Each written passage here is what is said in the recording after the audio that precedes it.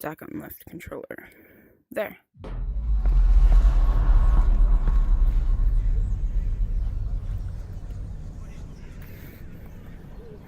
Find an object and aim your hand at it.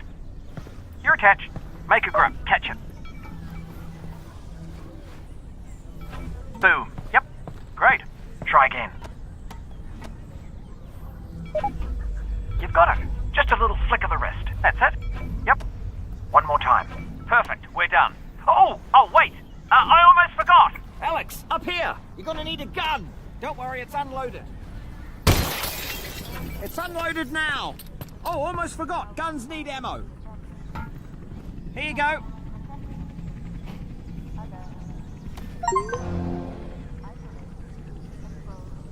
Right, heading back to the con room. He's heading back to the courtroom.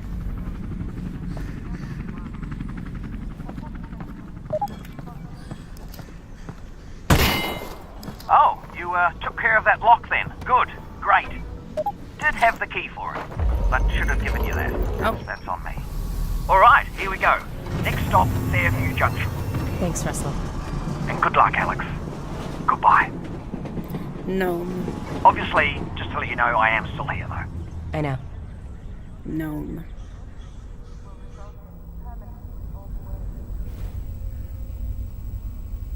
Okay, good. It loaded good.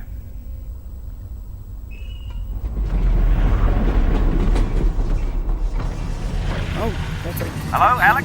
We might have a problem. Probably nothing to worry about, but... Did the train stop? It stopped, didn't it? Yeah, what happened? It's jammed. When the Combine shut down the quarantine zone, they must have tightened security. Which means? Yeah, you're nowhere near Fairview Junction. You're just outside the QZ. And this is as far as we get by train. That I'm headed on foot. Good. I'll see if I can get you in some other way.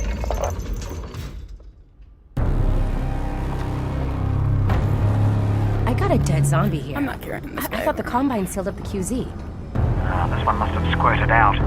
I've heard they've had trouble with barnacle spores outside the containment area, but not about fellas like this. Probably not a one-off then. I doubt it. Resin. Would you look at that? Resin. And if there's resin around here, there should be a Combine fabricator. Keep an eye out. We might be able to upgrade your firepower a bit. Rat.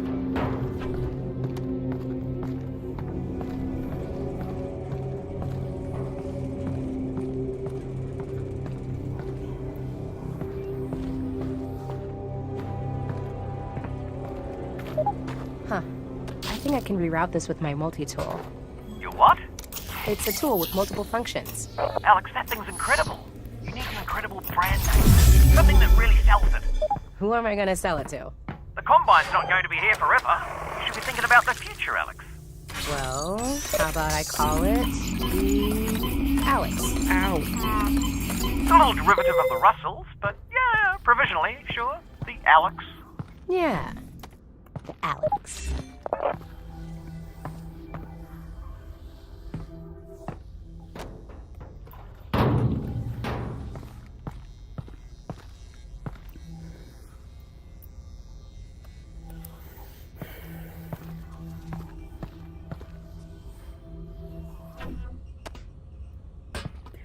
Look at this.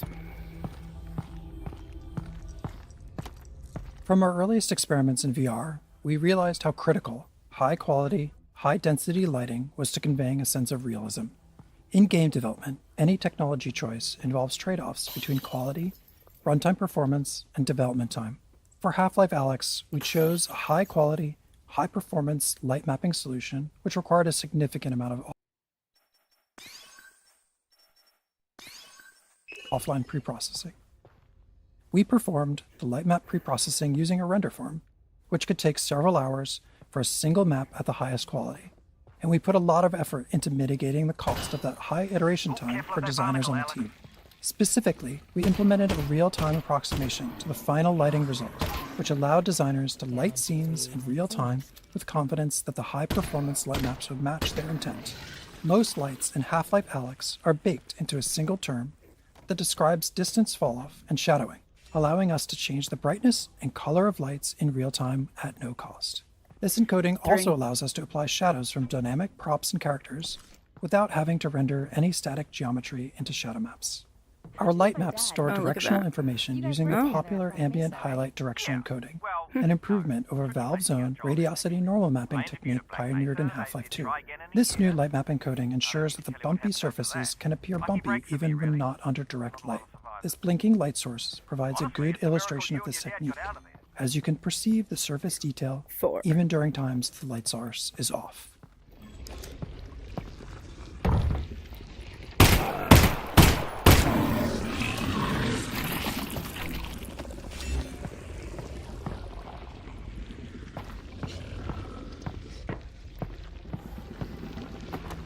We got a lot of positive feedback from our initial experiments requiring players to perform a series of physical actions to reload the pistol. Specifically, ejecting the clip, retrieving a new clip from their backpack, inserting the clip into the gun, and chambering around.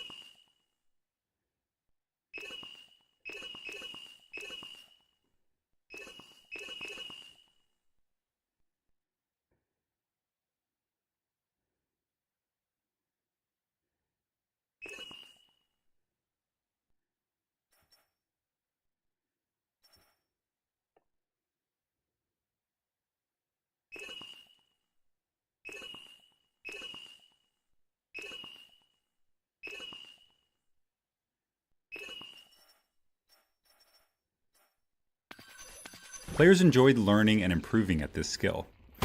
We experimented with using a single button for both ejecting a clip and chambering around, but we found that assigning these operations to two different buttons was more interesting, even though it was more mentally taxing.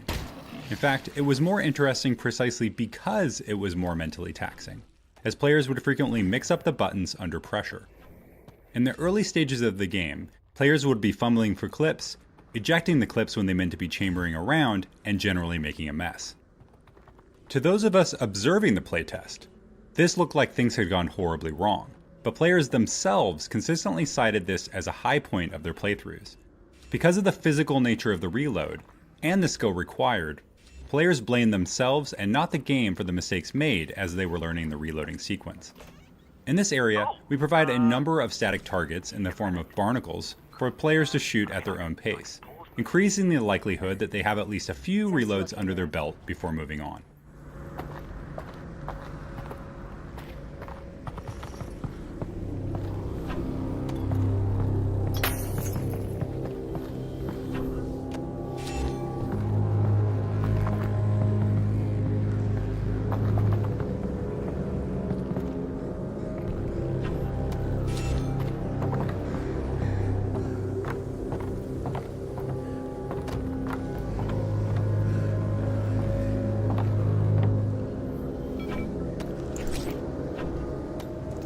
Oh, rat.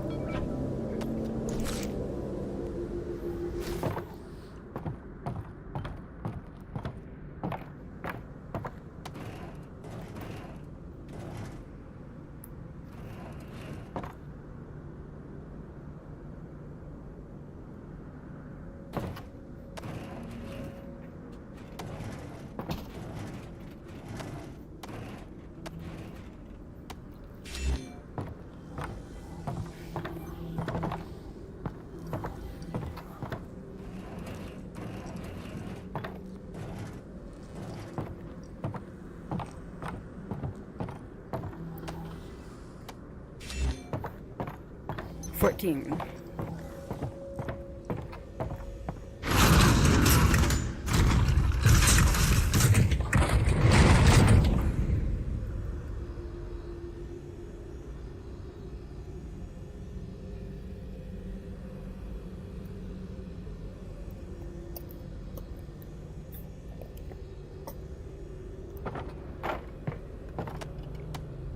Give. Oh. That's the control panel. They've probably scrambled the circuit. Considering no one would be dumb enough to open the hatch, it shouldn't be too hard to put back.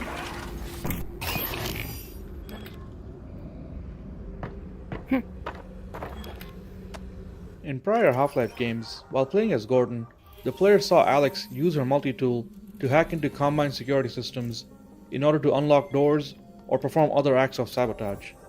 This presented an opportunity for us to represent Alyx's hacking skills through VR-centric minigames. All of our hacking minigame designs were built to leverage the independently tracked head and hands common to today's VR systems. We wanted to encourage players to use both hands simultaneously and move their head to create parallax to understand the spatial relationships within the puzzles. This locker hacking puzzle is based upon one of our earliest prototypes, in which the player was tasked with using a tool in one hand to paint a path on a sphere held by the other hand. There was just something fun and unique about using all of the natural degrees of freedom of both hands to solve a puzzle in VR. In its simplest form, this puzzle solution is straightforward, but the difficulty gradually increases throughout the course of the game by introducing static or moving obstacles of various shapes and sizes on the sphere.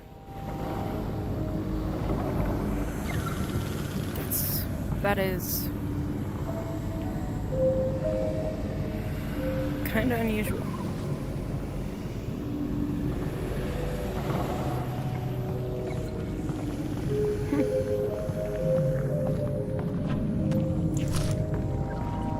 I didn't know that was a thing.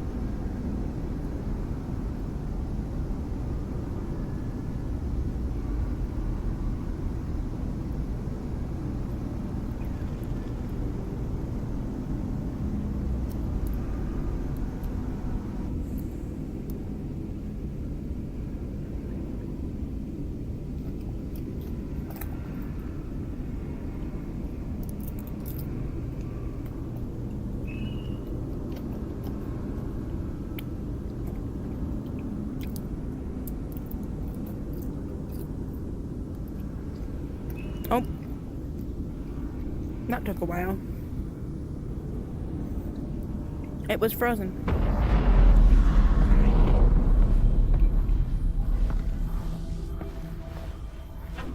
Hey, Russell. I just found a loose syringe of God knows what. Is this medicine? Does it have a skull and crossbones on it? I don't see one. Has a red Probably cross. medicine then. They might get sued for that. That's a war crime. Technically.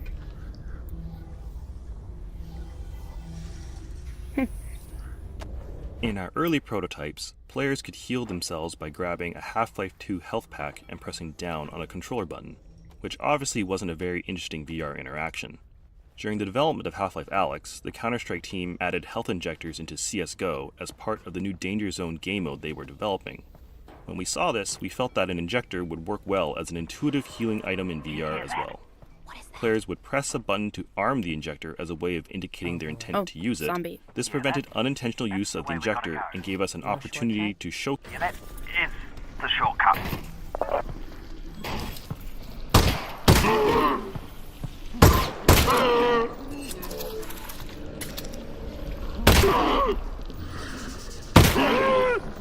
You know what?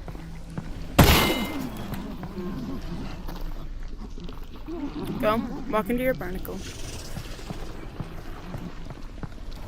Come here. Alright, that seems to work. Let's keep doing that. There could be ammo in there. There was Oh, resin. just so you know, the Russells have a built-in display that shows you resin, ammo, might come in handy. Got it. Thanks. Right there.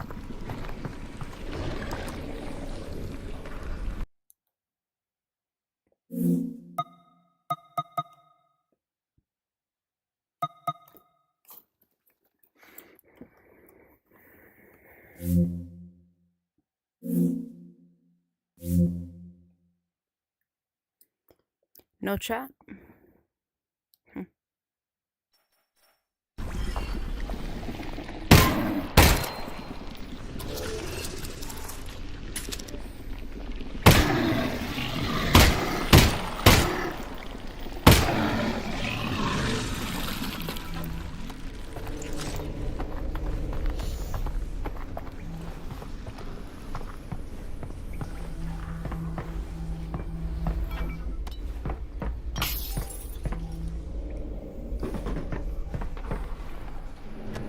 Virtual reality provides the opportunity to add physicality to gameplay, but this needs to be balanced against player fatigue and accessibility. For example, we experimented with a low ceiling in this area, requiring players to crouch the whole time that they made their way across the tops of these train cars. Playtesters did not enjoy having to crouch for so long, so we raised the ceiling. Oh boy. Yeah, be careful.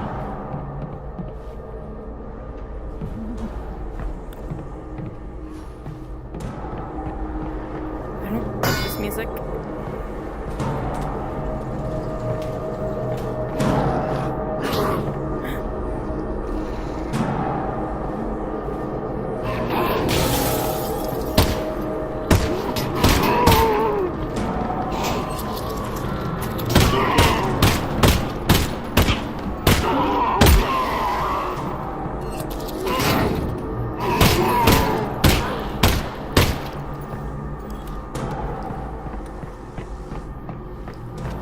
The breakable glass panels in Half-Life alyx are yet one more system designed to convince players that they are present in a living, breathing world. The panels detect the position of an incoming impact and procedurally generate new, smaller glass panels in a radial pattern around the impact position. These new panels can then break into smaller panels themselves, and so on. We found that players would often break glass panels accidentally, then spend time testing just how interactive they really were by trying to break them more, eventually realizing that yes, the glass really did shatter at the appropriate location. At one point, we experimented with building special puzzles out of breakable glass, but in the end we found the glass to be more appropriate as a passive interactive element in the world, one that reacts in a satisfying way to a variety of impacts, from zombie melee attacks to incoming gunfire, or any other physical interaction in the game. Good thing too, I gave you one of my lesser guns.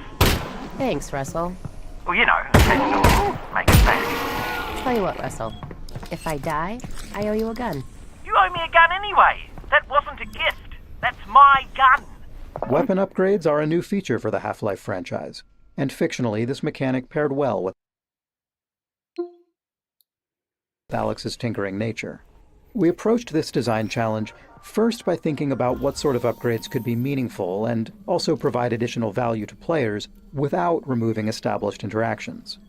With limited resin to spend, the upgrade system also provided an avenue for players to personalize and invest in their favorite weapon, or streamline an interaction on another weapon, increasing its value to them. For example, the reflex sight still requires players to physically aim, but it improves the feedback on exactly where their shot will hit, and exposes previously hidden enemy weak points. While some players enjoyed this feedback and new targeting opportunities, others didn't and would instead focus on upgrades that suited their style of play. This allowed players to spend their limited resin on upgrades they cared about the most. Another aspect of weapon upgrades that we focused on was not necessarily obvious when we first started to design and test combat in VR. Due to the more physical nature of combat in VR, it can really push on the mental and physical capacity of certain players, as they're required to utilize both their hands and move their head to take in the environment dealing with enemies. While this is a very natural experience, there's also a lot going on at any given point with reloading and combat. As we observed players in some of these more intense combat situations, we started finding opportunities to allow some upgrades to reduce the number of times a physical interaction was required, or reduce the complexity of a particular interaction. The autoloader on the shotgun is a good example. When added to the shotgun, the normally slow, methodical action of feeding shells into the gun is replaced with a far simpler... At the beginning of the Half-Life Alyx project, we had the expectation that players would want to take a break after 30 to 45 minutes, since that's what we were seeing with the lab and other small-scale VR experiences available at the time. Because of this, we designed the pacing of the game's levels around play sessions of that duration. Over the course of development, however, the game itself included more downtime between intense combat encounters, and the comfort of the new crop of HMDs improved significantly. In fact, as the game progressed, we found that players were happy to play for hours on end. At the end of a playtest, players would often remark that this was the longest they had ever played VR in a single session.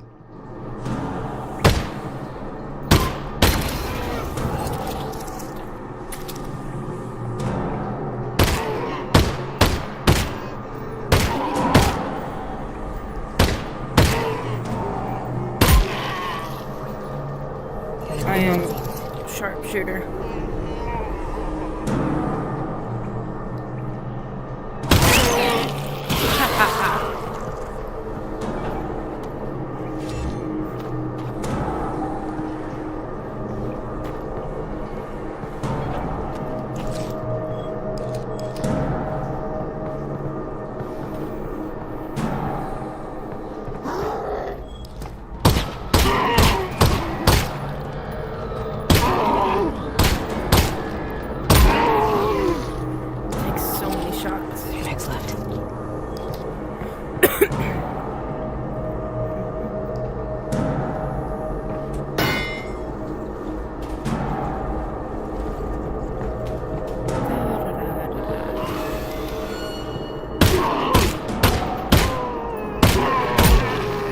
Nice shooting, alyx. Thanks.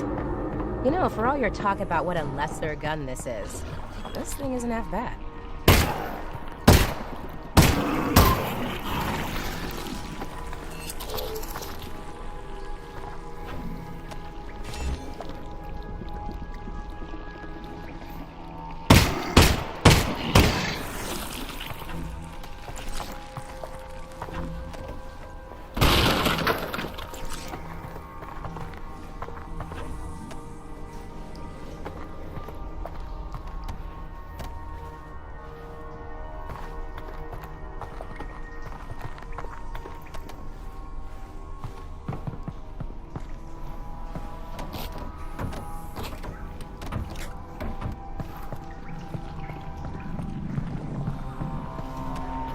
Oh.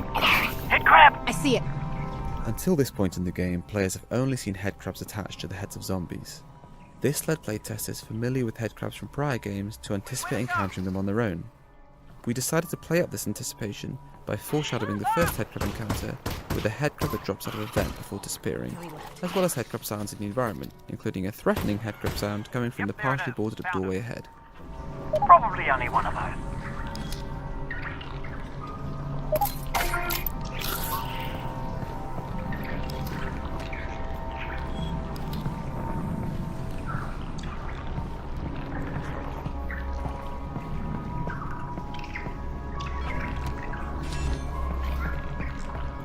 Okay, two of those.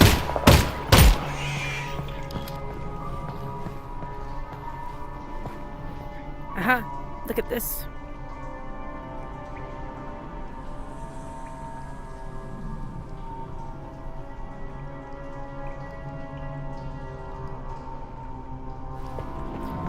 Now if I bring the head crab.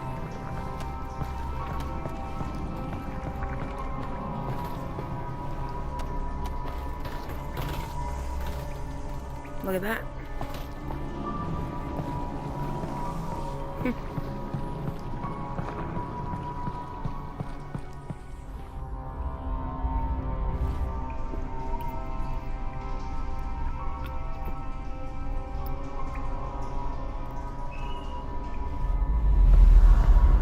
Heard anything about Dad, Russell?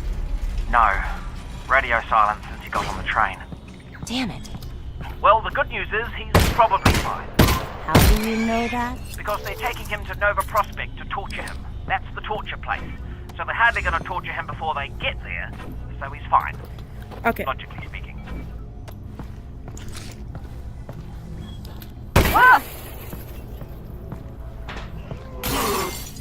Oh, that still jump scared me.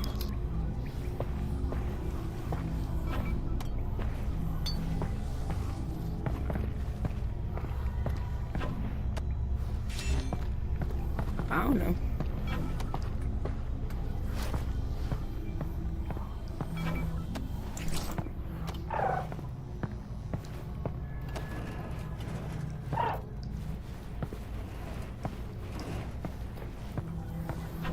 Voice line. That there is a floppy disk.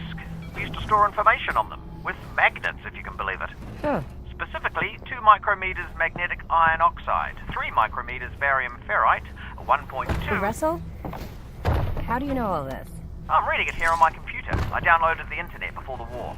You downloaded the entire How do you internet? download Yeah, the most of entire it. internet? Nice. Yeah, it is. Guess back during this time, that wouldn't be that hard.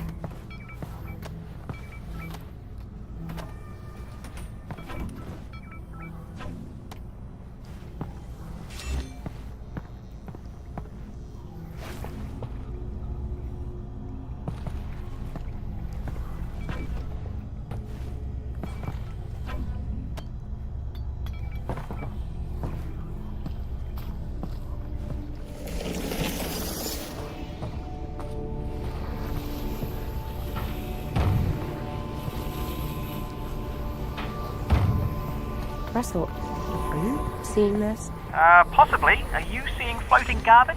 It looks like it's just cardboard. Right. Well, seems harmless. Yeah.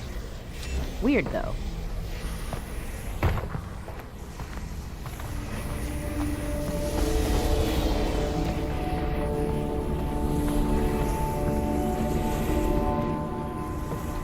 What is that?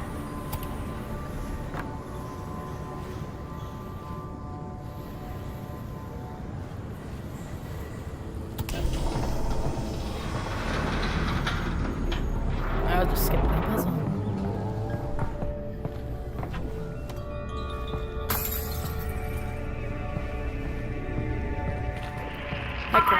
Alex, you alright? What's wrong?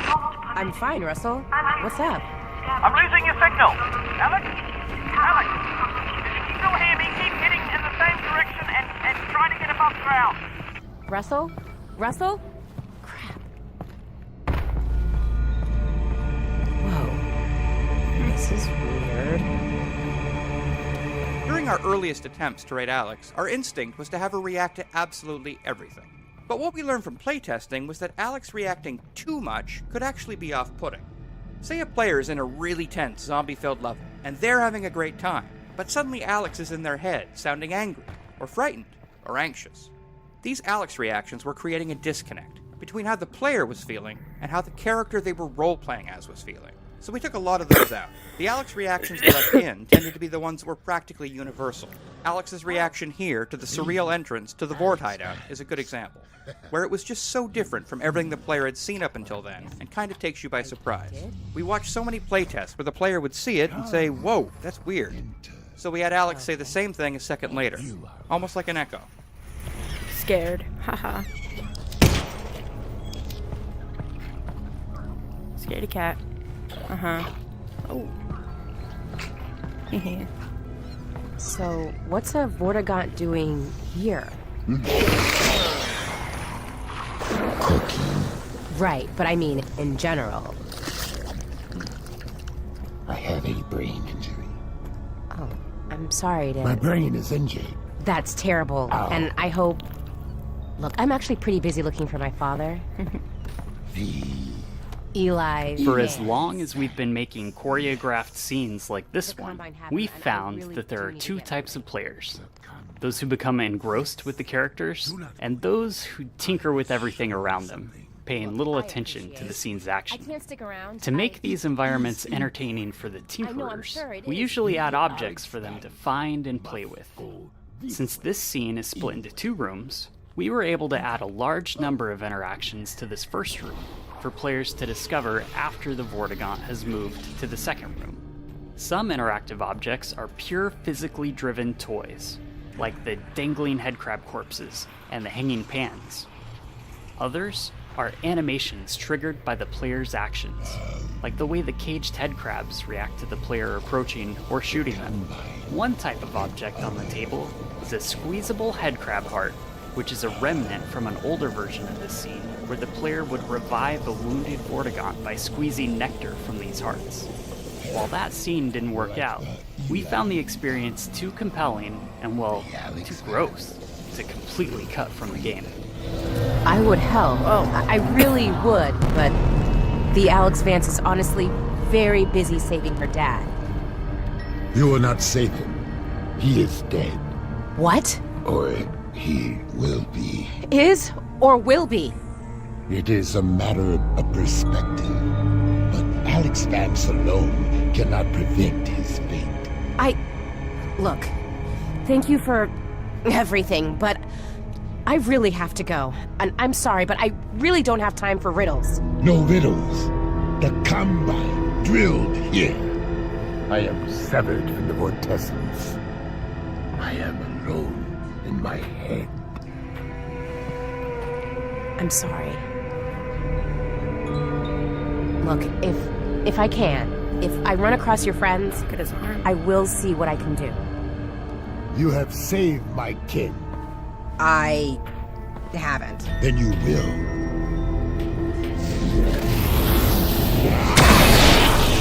Courage, Alyx Vance.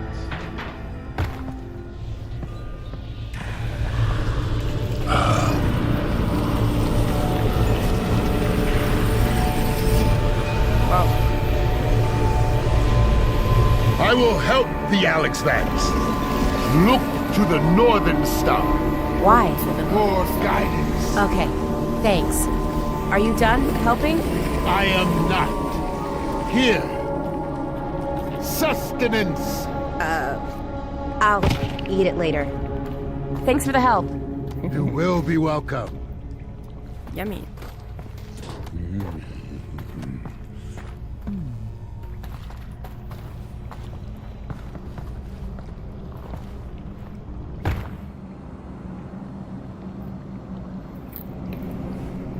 Oh, wasn't a long load time.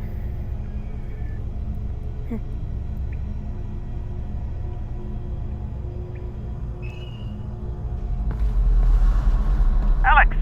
Alyx, the signal's back. Can you hear me? Are you okay? Russell, I'm good. How's Dad? They've got him on the train. He's on the move. You've got to find Fairview Junction before they get there. I'm working on it.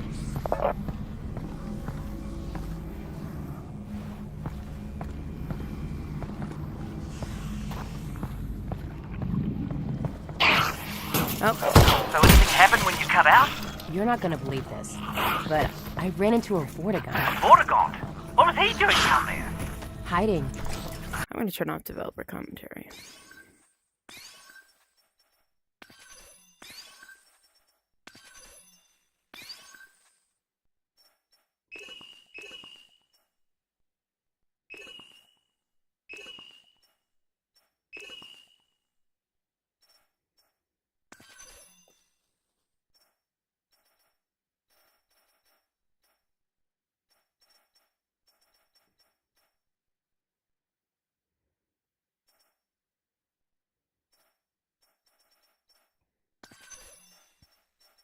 I think he escaped from the Combine. What did he say? You ever meet a Vortigaunt? He said crazy Vortigaunt stuff.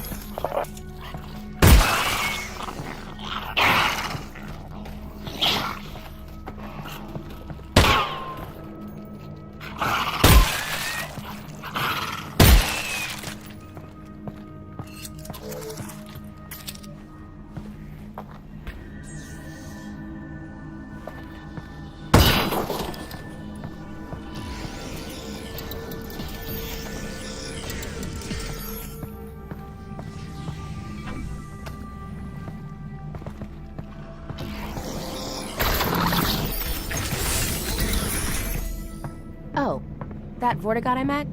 He did give me a head crab to eat. Oh, great! What did it taste like? Tell me how you... Russell. I didn't eat it. Right. Of course you didn't. No, that's the right decision.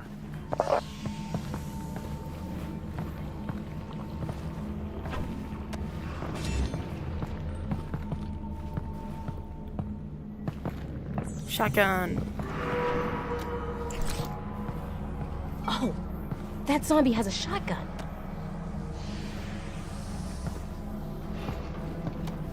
One challenge we always face when giving a new weapon or tool to the player is ensuring that they collect it before moving on. In these cases, we try to establish some kind of gate that the player can only get past using the new item.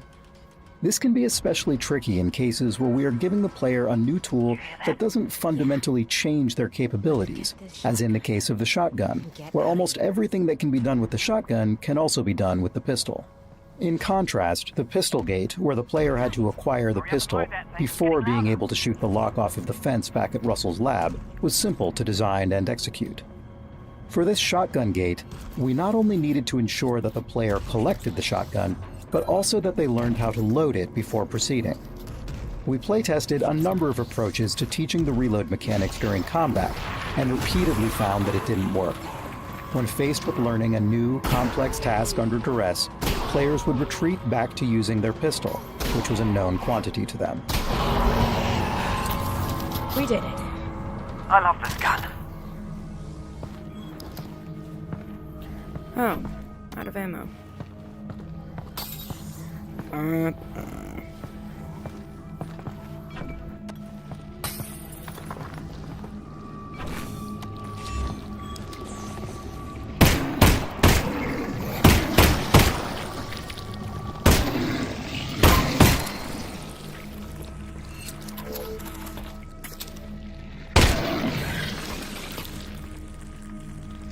I shouldn't have killed those.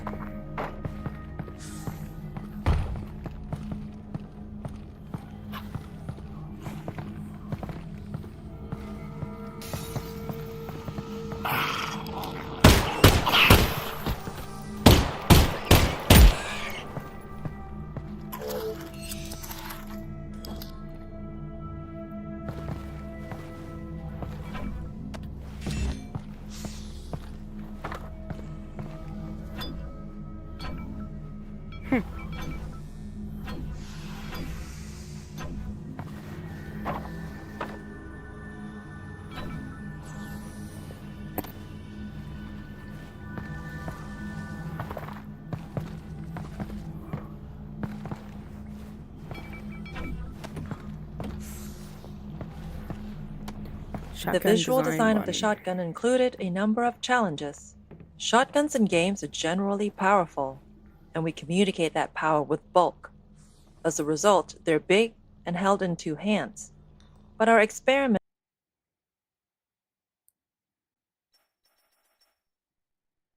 with two-handed VR weaponry didn't reach a level we were satisfied with. When holding a two-handed object in real life, the object itself provides a physical connection between the two hands, and that constraint allows players to stop thinking about it consciously, in addition to providing physical feedback. In VR, without that connection or feedback, we found that players had to keep maintaining their own internal sense of how they were holding their two-handed weapon, or they drift their hands into positions that were hard for us to reconcile. As a result, our two-handed weapons required players to play along more than we liked. Since one of our core goals with Half-Life Alyx was to allow players to fully immerse themselves by ceasing to think about what they were doing in real life, we decided to focus on single-handed weapons, including the shotgun.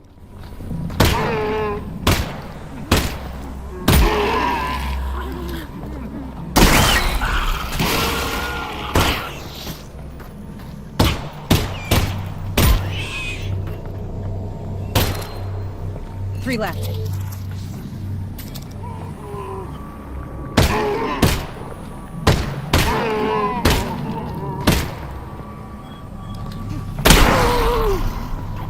Out of shells.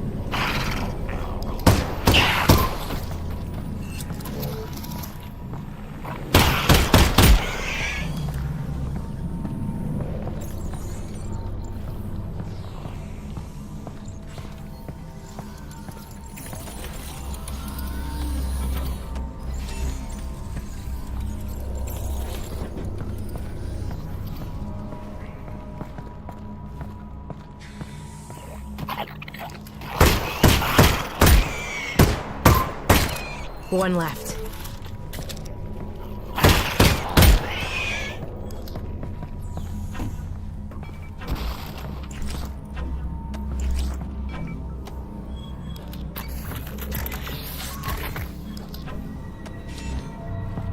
Yes, 20.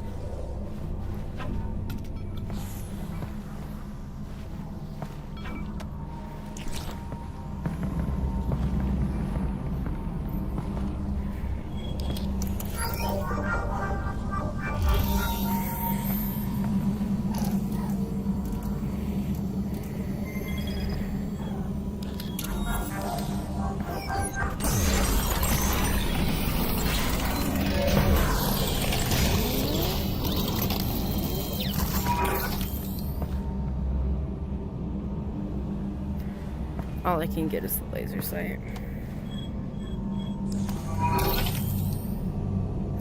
Burst fire is pretty nice.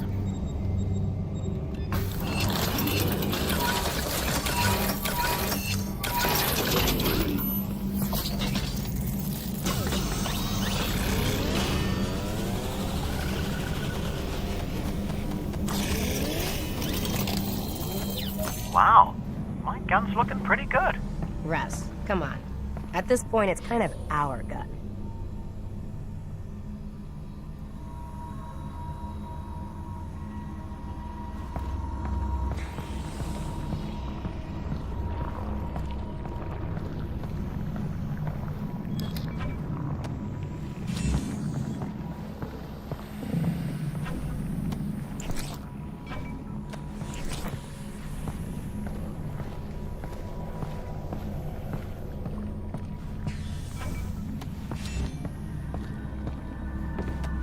As with the shotgun and the pistol, we needed a gate for the flashlight to ensure the player couldn't proceed without it.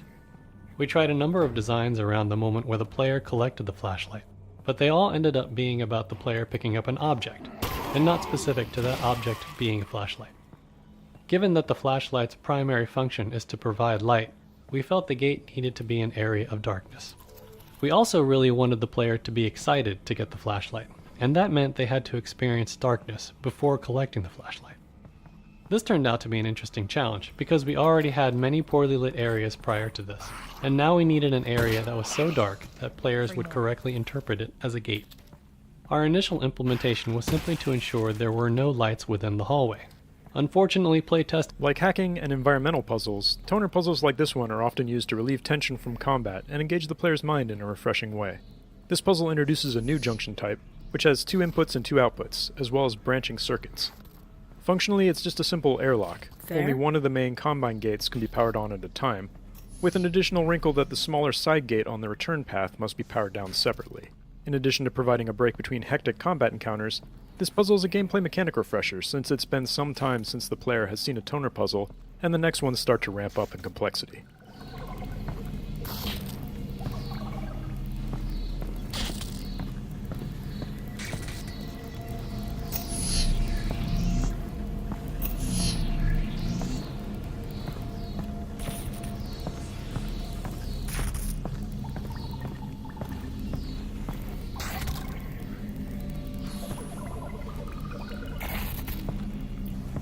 Well, I guess I'll just have to do that.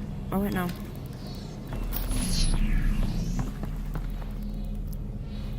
Boom. Boom.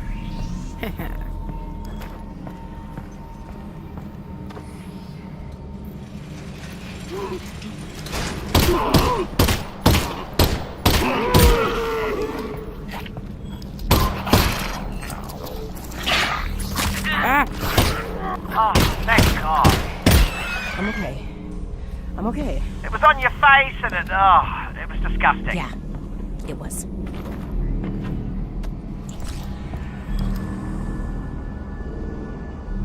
Okay. Ooh. It is dark. Everything all right? Nope, I'm good. I'm good.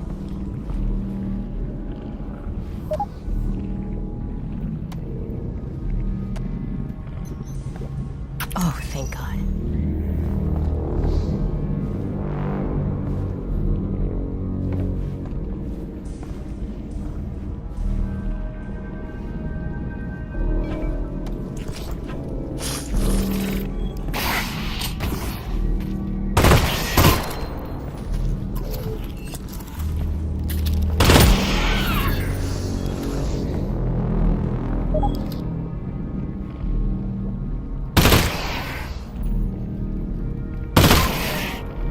Three more.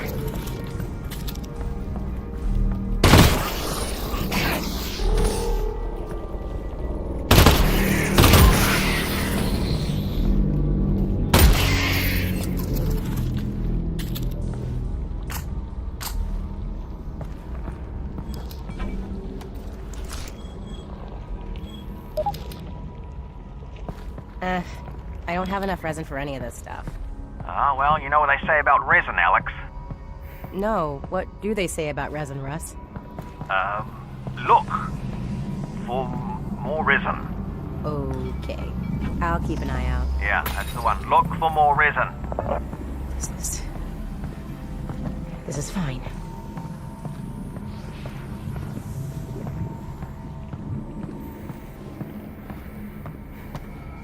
Big fan of this flashlight. And it, not unlike yourself, is also sensitive to the dark. Oh yeah? Meaning it should go on automatically when the lights go out. Oh. Shortly after adding the flashlight to the game, we discovered the playtesters would frequently brace their gun hand with their flashlight hand. This meant that the players had to orient their flashlight hand awkwardly to align the light with their aim. We decided to make this an automatic behavior of the offhand whenever it was brought close to the grip of the gun. If you do this, you'll see that the offhand grips the gun in a natural pose, and the flashlight aligns with the aim. In fact, if you look closely at the end of the flashlight, you'll notice that it has a ball joint. This allows the flashlight to articulate based on whether the offhand is gripping the gun or not. The ball joint has 4 different orientations, one for each gun, and a neutral orientation for when the player is not supporting the gun to aim.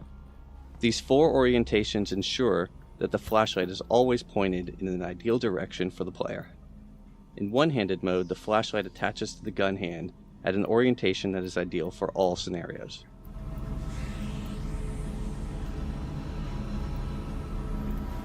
There's no check.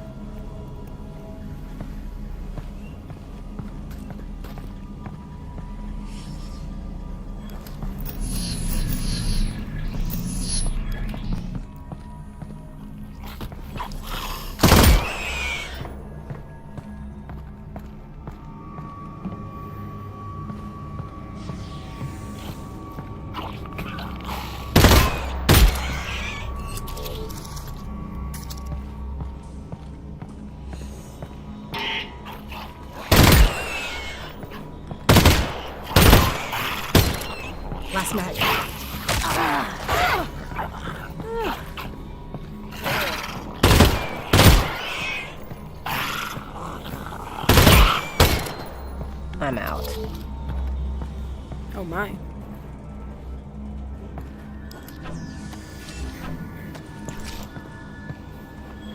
Last mag.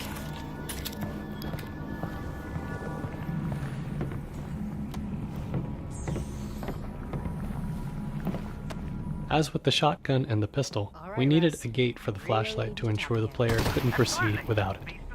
We tried a number of designs around the moment where the player collected the flashlight, but they all ended up being... Alyx, have you ever heard of a club sandwich? Nope, not once. Right. You know To what? make a club sandwich, you need to start with bread.